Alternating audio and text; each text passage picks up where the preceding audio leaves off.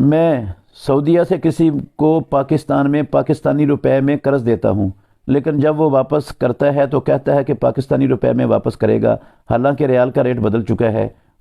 وضاحت کر دیں۔ یوسف عیسیٰ بھائی کا سوال ہے۔ بھائی جان، آپ پر لازم تھا کہ آپ اس کو قرض دیتے وقت یہ کہتے بھئی میں ریال آپ کو دے رہا ہوں، ریال ہی لینے، یہ تھا حق آپ کا قرض دیتے وقت۔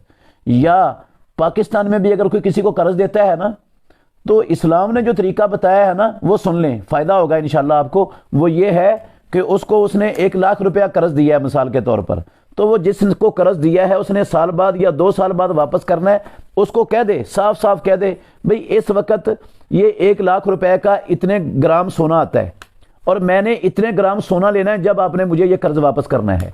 تو پیسہ جو ہے نا، چونکہ یہ کوئی جنس نہیں ہے، یہ رسیدیں ہیں، تو قرضہ آپ نے اس کو سونے کا دیا ہے تو آپ سونے کا قرض واپس لینے کا حق رکھتے ہیں۔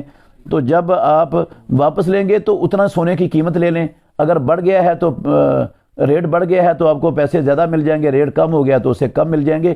سونا آپ دیں اور سونا قرض لیں، یا ریال دیں اور اس سے یہ طے کر لیں کہ ریال ہی میں نے واپس لینے ہیں۔